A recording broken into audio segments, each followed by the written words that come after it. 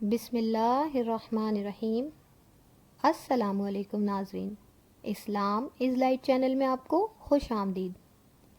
ناظرین، کچھ روز سے سوشل میڈیا میں ایک مسئلہ گردش کر رہا ہے ٹرانسجینڈر بل کے حوالے سے۔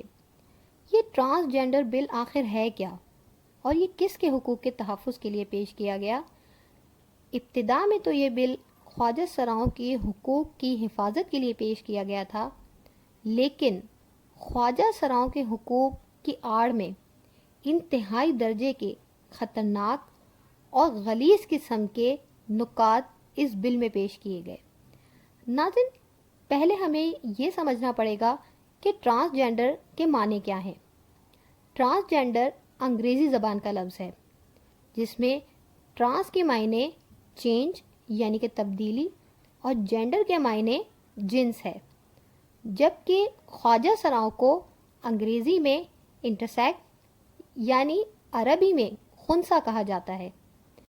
جیسا کہ ناظرین آپ یہ جان چکے ہیں کہ ٹرانسجینڈر لفظ کا خواجہ سرا سے کوئی تعلق نہیں ہے، اسی طرح سے اس بل میں پیش کیے جانے والے نکات میں بھی خواجہ سراؤں کے حقوق کا کوئی تعلق نہیں ہے، بلکہ اس بل میں جو نکات پیش کیے گئے ہیں وہ انتہائی درجے کے خطرناک اور غلیظ قسم کے نکات ہیں، جس سے کہ اسلامی معاشرے میں ایک بگاڑ کی صورتحال پیدا ہوگی۔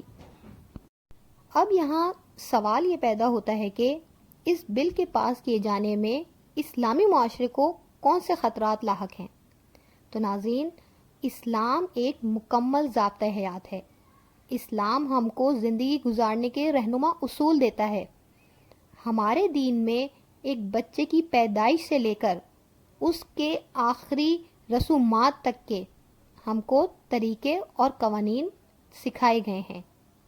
ہمارے دین میں اولاد کے حقوق، والدین کے حقوق، بہن بھائی کے، میاں بیوی کے حقوق، حتیٰ کہ پڑوسیوں تک کے حقوق کا بیان کیا گیا ہے۔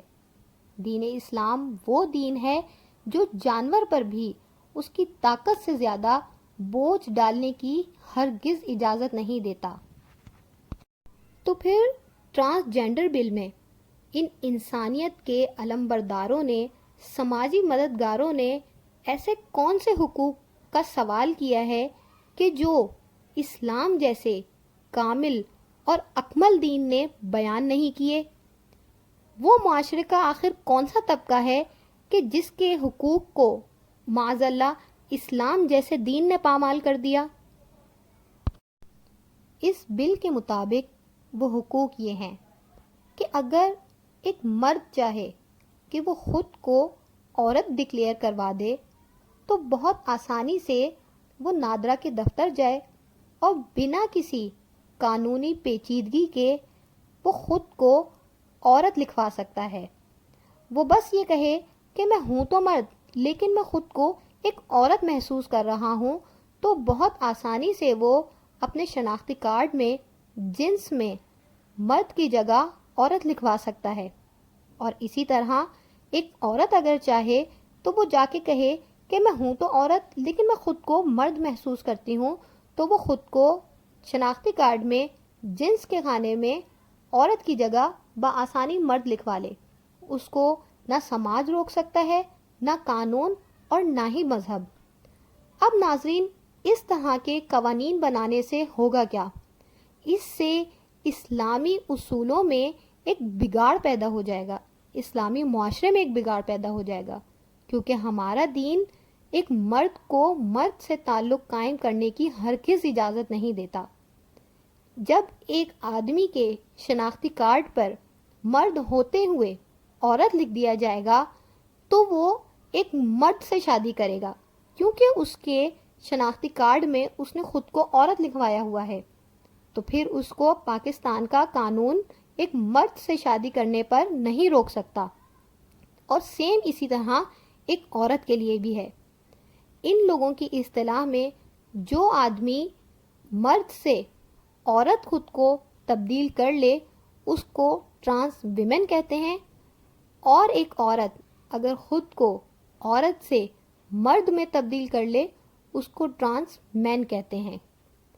اسلامی اصولوں کو اس لیے اور بھی جھٹکا لگے گا کہ ہمارے دین میں ماں باپ، اولاد، بہن بھائی سب کے لیے اصول بیان کیے گئے ہیں، چاہے وہ ہماری معاشرتی زندگی ہو، چاہے ہمارے وراثت کے معاملات ہوں۔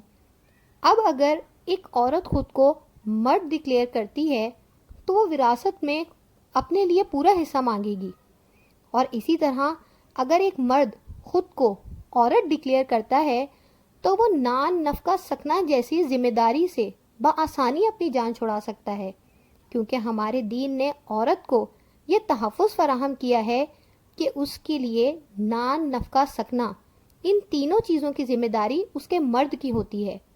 تو اب اس طرح کوئی بھی آدمی اپنی آسانی سے جان چھڑا سکتا ہے خود کو عورت ڈکلیئر کر کے۔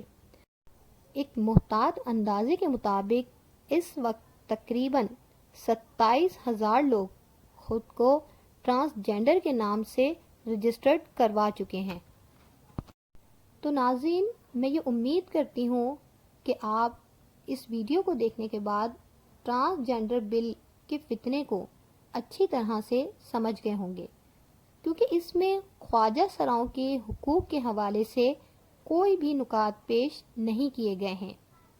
یہ بل اسلامی ریاست میں ایک بگاڑ پیدا کر دینے کے لیے ہی پیش کیا گیا ہے۔ یہ نہ صرف اسلامی اصولوں کے خلاف ہے بلکہ مسلمانوں کی آنے والی نسلوں کو تباہ کرنے کی ایک سوچی سمجھی پلاننگ ہے۔